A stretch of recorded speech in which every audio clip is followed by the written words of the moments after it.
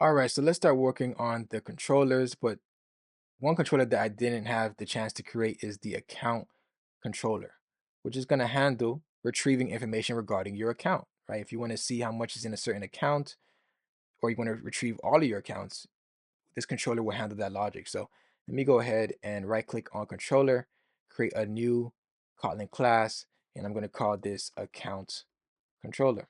And you already know we're going to need some annotations. The first one is going to be the at rest controller like usual. And the second one is going to be a bit different because I didn't utilize it for the function controller or the user controller, I believe.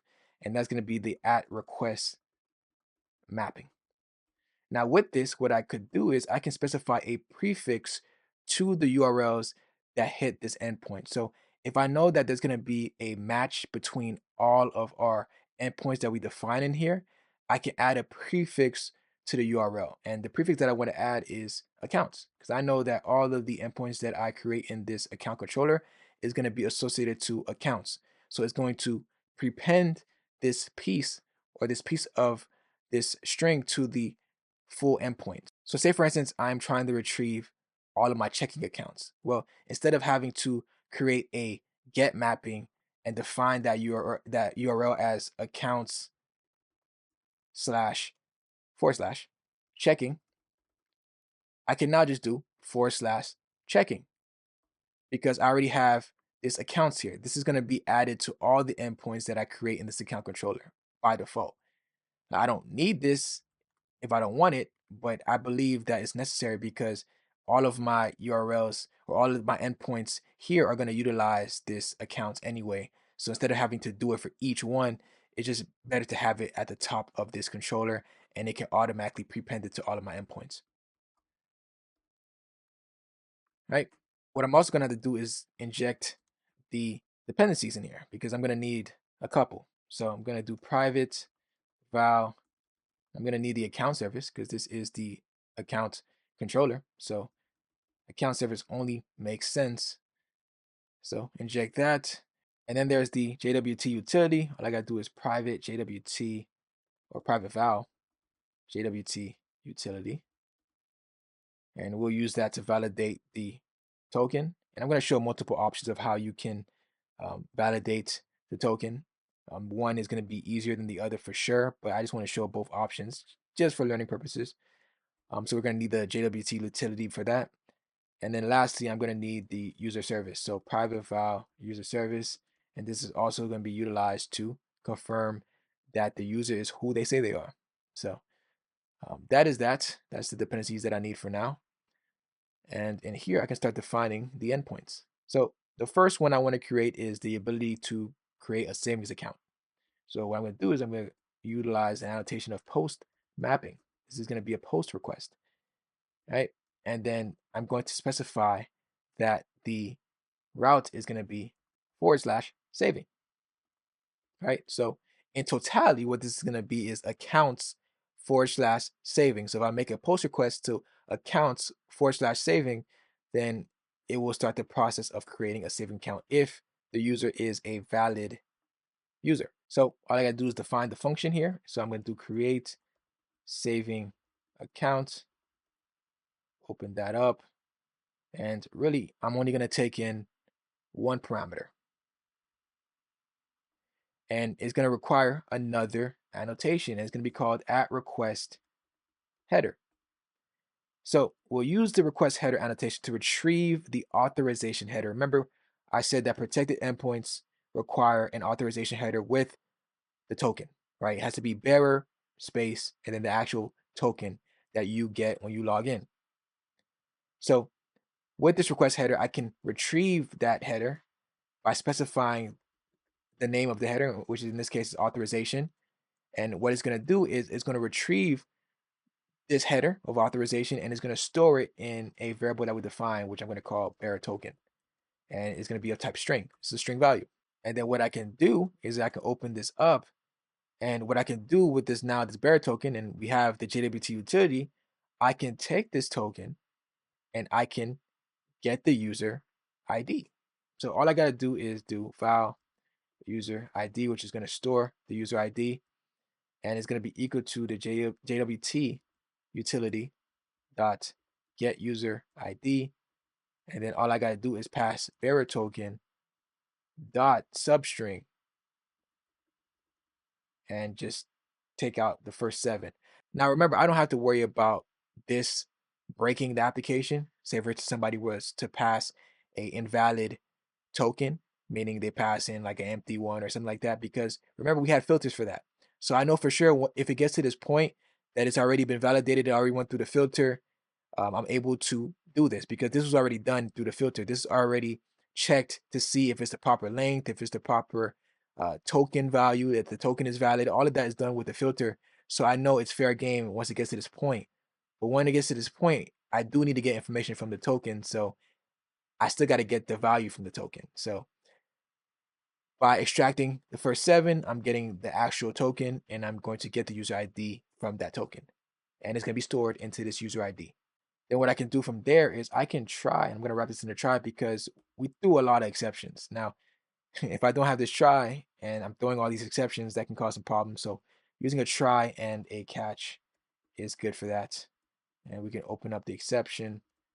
So this is going to capture all exceptions and we'll fix that later.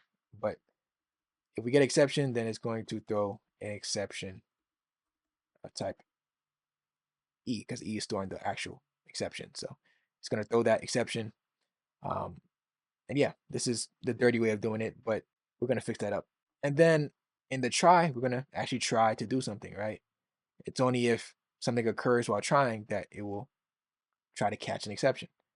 So here I'm going to create a new variable called new saving account.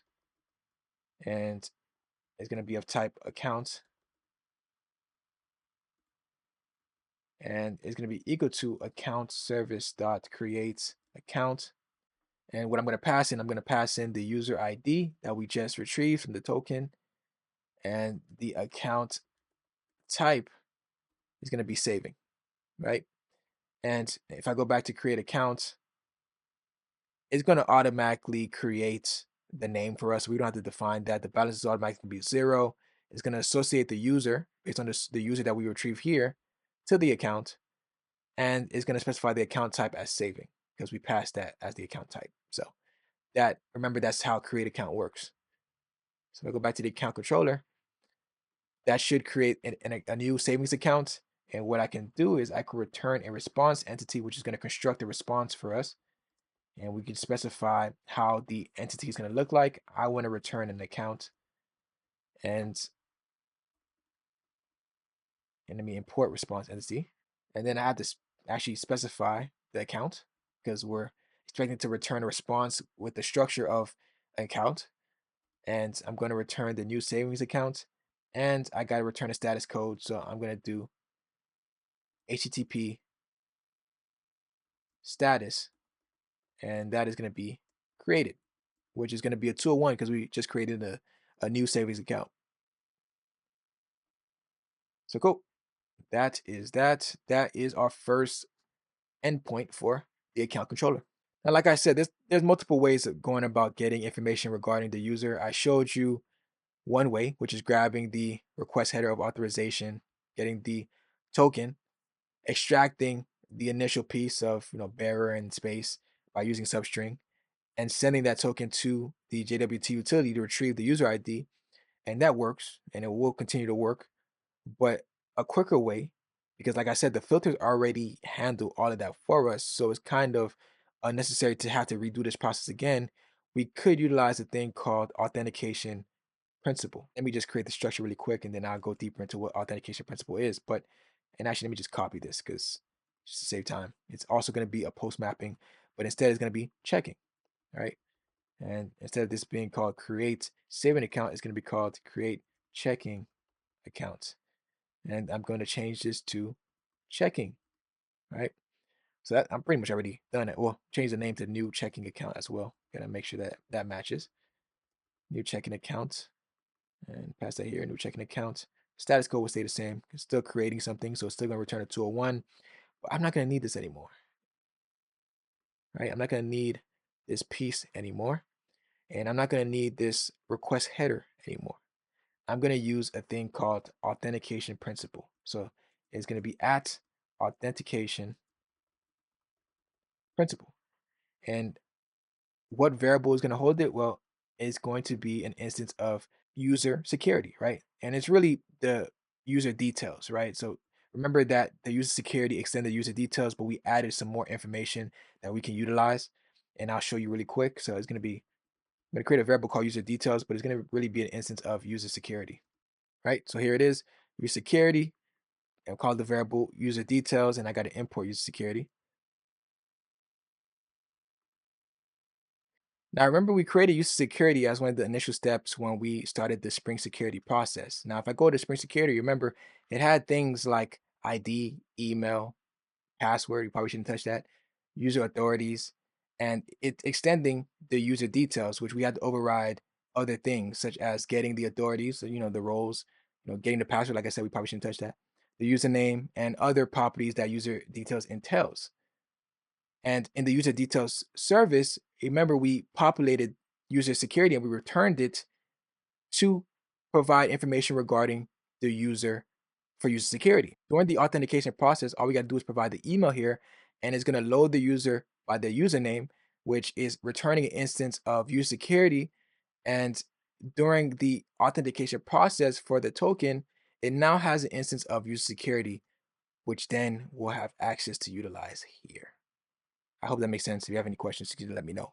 But I'm saying all that to say that we have an instance of user security, and user security has the ID of the user here. It also has the email, also has the password. Probably shouldn't touch that, but it has the ID and email. We can utilize that ID for anything that we want. All we got to do is utilize user details dot ID, and we have it. No problem. So now we can create a new checking account without having to do the convoluted process of utilizing JWT utility. We can just grab it utilizing authentication principles because with the authentication principle, it gives us access to an instance of user security, which has details regarding the user. And I can remove that here too, just to say, actually, now I'll leave that one for, if people want to see both. But you can go this way of extracting the token from the bearer token from the header, or you can just utilize the authentication principle annotation. Now, the next endpoints that I want to create is getting the account. So below here, I'm going to do at get mapping, right? So this is going to be able to handle get request. And I'm going to call this get accounts because it's going to be multiple accounts. Utilize the at authentication principle. And I'm going to call it user details. It's going to store information regarding the user. User security will be the instance. And then open that up. And what I expect, I'm going to define it here, response entity. And it's going to be a list of accounts. Now, it may be empty, right? There is a possibility that it's going to be empty, but when it's not empty, then it has to be an instance of an account. Open that up. And then what I'm going to do is I'm going to do file, accounts. I'm going to make that equal to account service get accounts and pass in the ID of the user. So in this case, I'm not too worried because if the user that we specified doesn't have an account, then it's just going to return an empty list. So I'm just going to return response entity. I'm going to use a short way of doing dot OK,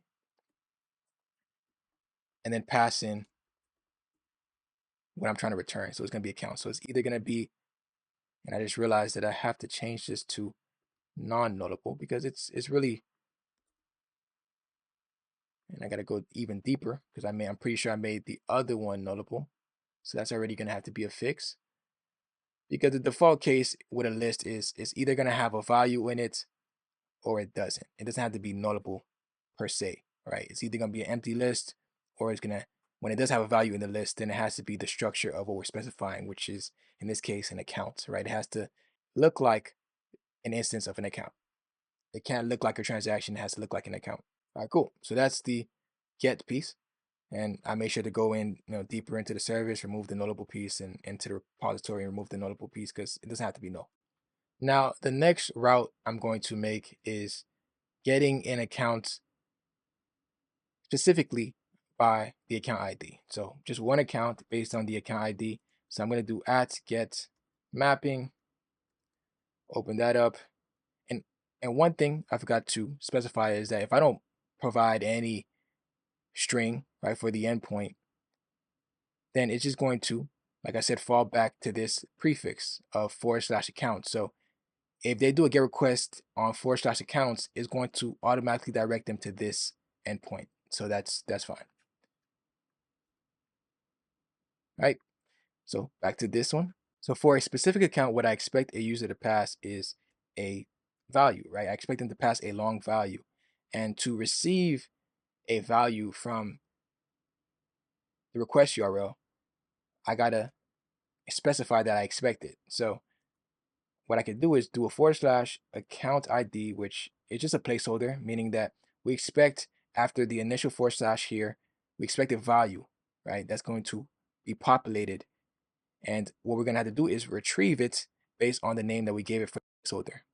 So what I can do here is do a fun get account singular and open that up at path variable account ID, which is going to match the same name that we provided here.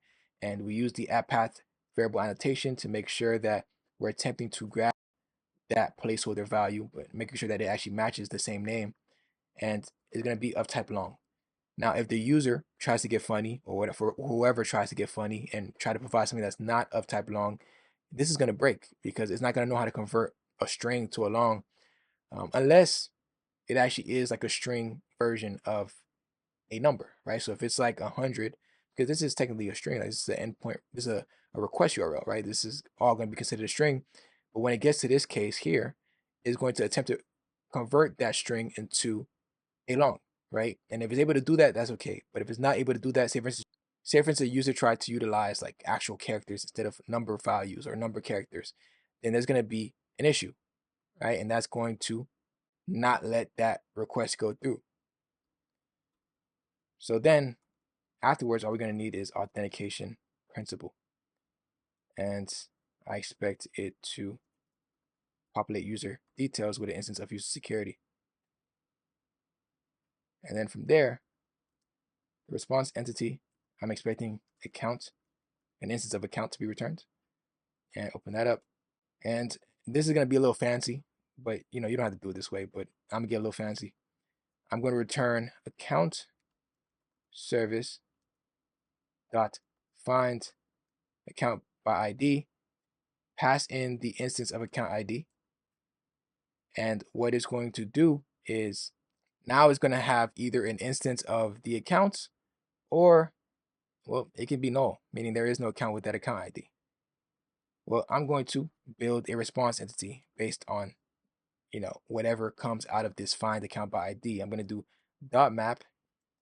And if there is a value, then it's going to return an instance of response entity dot OK, meaning that it's going to return a 200. There's multiple ways you can go about doing this. You can return it like we did here, where we could specify it as a parameter. We do HTTP status dot 200, or in this case, it's going to be OK, and it's going to return 200.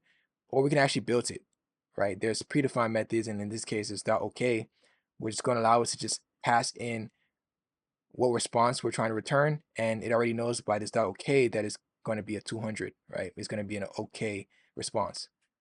It is just an instance of account because find account by ID is an optional. It can either be null or it can be an instance of accounts.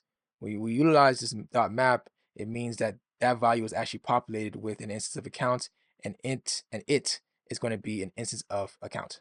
And then a fallback for the case where there aren't any accounts associated by that account ID, we could do a or else get, and we're going to return a different response entity, and it's going to have the status of HTTP status not found, right? I believe that is a 404, and it's going to build that, right? So that is the logic for that. It's going to attempt to get an account by ID. It's going to map it, right? So it's going to map if that value is populated with an instance of accounts. It's going to map it. It's going to build this response entity of .ok, or else go ahead and get this other response entity of not found and return that. Now the last one that I want to create for account controller is delete, and I'm going to go ahead and copy all of this and I'm going to paste it here because the structure is somewhat similar, right? Instead of get mapping, it's going to be delete mapping, but I'm still expecting the user to pass an account ID of the account that they want to delete, and this is going to have to be called delete account because you can have the same function name, right? But the same concept of the user is going to pass account ID and we're going to attempt to delete that account. And let me go ahead and remove this. And what I'm going to do is file account can be equal to account service dot find account by ID, pass that account ID, and return if account is present.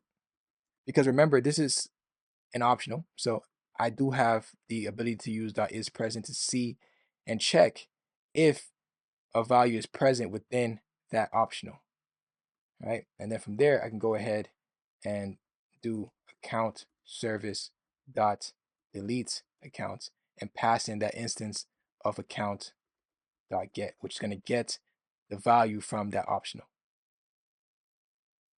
right? And then from there, I can do response entity, and I'm going to do dot no content in this case because it is a delete, and I'm going to do dot build, and I'm going to have to change this to void because I'm not returning an instance of an account. And then from there, I got to do else and do response entity, and I'm going to do dot status and provided a status of HTTP status not found and build that as well. So the logic is pretty simple. Try to find that account, check if that account is present. If that account is present, meaning that there is an account with that account ID, go ahead and delete it by sending the value in the optional by using .get. With a delete, we're expecting no content, which is going to be a 204 status code. Else, if we're not even able to find the account itself, then return a 404, which is not found. So that is the endpoints for the controller. Now, I would say, and this will be a little personal project, and I may add it at the end if there's enough time. But for this delete, you could have added some internal logic, and I discussed this earlier in the course, of checking if the account that you're attempting to delete has money in it. If it has money, then you probably shouldn't delete it. So what you could do is check if the balance is greater than 0. Throw an exception to let the user know that the balance is still greater than 0. There's money in this account. You should probably go ahead and transfer that money or return to withdraw that money. And then after that, go ahead and delete it. Or if the user has a default account ID and it's not the account that you're trying to delete, you could just transfer that money to the default account and go ahead and delete the account. There's many ways you can do it, but I'll let you guys use your creativity to handle that. All right, so let me head over to the funds controller, and luckily these are already set up initially. We just got to add on to it. So for the transactions, and honestly, we can do the same thing. We can do a request. Now that I realized it, we can do a request mapping. And I see that all of them has transaction. So what we can do is we can just place transaction here. And now we don't even need this because it's already going to append it to it or prepend it to it. So we can remove all the transaction from each of the endpoints. We don't even have to worry about that anymore. And then what we have to do is we got to inject the fund service dependency inside of this controller. So we can do private file fund service or funds service. So looking at this, I already realized I forgot to add a method to get all the transactions in the service, but that's an easy fix. If I go into the fund service, all I have to do is right below here, I'm going to paste in this to make it quicker, but there's get transactions, and I can do find, let me do find by user ID, pass in the user ID, and if I go here, it's probably showing as nullable. Yes, we can remove this. A list will default to just an empty list if there are no transactions, which is fine. and that removed the error. So we're good to go on that regards. And now, if I go into the funds controller, we're back in the ball game. So from here, all I gotta do in the get transactions, I'm gonna remove this first line, and I'm gonna add the authentication principal like we did before, so I can get access to the user details, which is an instance really of user security. And from here, I can do val transactions and make that equal to fund service dot get transactions, pass in the user details ID, and if the person has a transaction history, then it'll be populated in this transaction. If not, then it's just going to be an empty list, which is okay too. And then from there, I can return a response entity. And I realize it doesn't like that. There's a string here. So I can do response entity dot okay.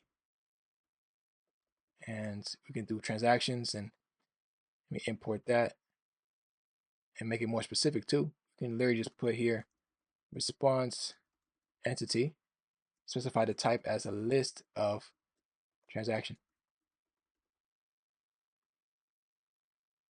and import that as well. So that is one down, more to go. Same concept. I'm going to copy this just to save time. They're all going to need it. So let me just already handle that. All right, cool. And there is deposit. But in this case, we're going to need to get the request body, because for deposit, we're expecting the funds DTO.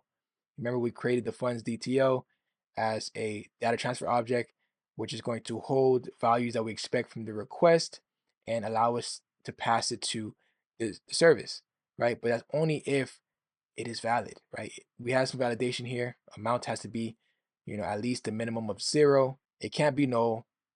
The from account ID can't be null as well. So back in the funds controller, I can specify that we're expecting a request body by using, guess what? A at request body annotation. And I've got to put comment. I'm like, why is it acting weird? But yeah, request body, we're gonna have to import that. We're gonna need at valid to make sure that the funds DTO is valid, and is going to make sure that it's valid with this valid annotation. And if not, then it's gonna go ahead and throw that exception based on the message that we provided. If you provided a message. If not, then it's going to be default messaging. But if you did, then it's going to structure it with the message that you provided. So here we're expecting a instance of funds DTO, and it's going to be in the request body. It has to be valid based on the parameters that we specified, and then we continue on. And the response entity, well, this is going to be a deposit. And remember, for all our funds service methods, we're returning a transaction. So I expect for deposit to be a transaction in the response entity. And I'm going to go ahead and do return, erase this, open up a try and catch, because we were throwing exceptions like crazy. Do a catch, exception, and then in here, do a response entity dot status, and I'm going to do HTTP status dot add request, and the body, nothing in the body, right? And that's just for now, right? Because it's going to be useless if you don't return anything in the body. But the global exception handler, I talked about it so many times, I don't got to say it anymore. And just to save time, they're just going to grab all of this and just copy it down, right?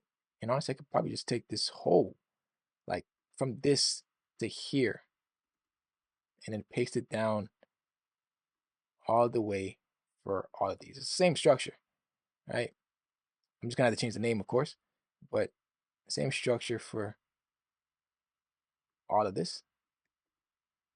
And I'm just going to have to change the name as I go. Not change the name, but I'm actually going to have to implement the logic for the try. I'm going to try to deposit money. So I'm going to call this file transaction, because at the end is going to hold the instance of the transaction that's returned. I'm going to do fund service dot handle deposits, passing the funds DTO that was validated already, and the user ID.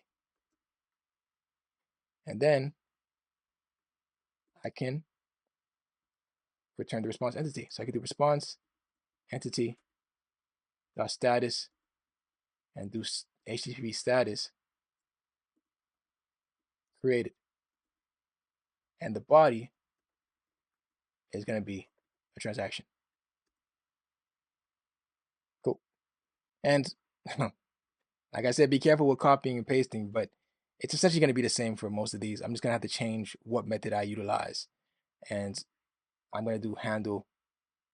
In this case, this is for transfer, handle transfer. And in this case, I'm going to do handle send. So not as painful as, account. And let me just realize I didn't do withdraw. So let me do withdraw, handle, withdraw. So not as painful as the account controller. We're able to get something going. So, try to keep it consistent with most of these. But all of these return a transaction when it's done, meaning we did withdraw, transfer, deposit, send, then we can go ahead and return created. Or you can return okay. Like that's really the two that you can return. I put created because we are creating a new transaction, but it's really up to you in that regards of what you choose, but based on how I see it's created, but you can put okay too. Lastly, I have the user controller. Honestly, there's nothing really much here. Like this is already pretty much done. I would just say that this is kind of nasty how I had it set up before. I could literally just put it in the same try, and it's just gonna return. And I can just do return here. Just clean up, I guess. And in about, let's say 25 minutes, maybe 15 minutes, we're gonna go ahead and add additional uh, exceptions to make sure that we capture if a user is already existing, and we're going to add additional exceptions to the function controller, account controller. So just a little bit more cleanup, but for the most part, this is good to go. So now we have all the controllers set up. Now the next part is testing with JMeter. This part is optional, but it is a good way to test to see if it is working as expected, right? We utilize logs, we utilize transactional. We want to make sure that it is working as expected. So we can utilize JMeter to send messages simultaneously, which will act as a concurrent request. JMeter is very helpful when testing how much your server can take. That is why it's often used for load testing to help simulate real world usage or even worst case scenarios. So in our case, we'll test how the lock will handle concurrent tests, and we want it to only allow one at a time. So we'll go ahead and open up JMeter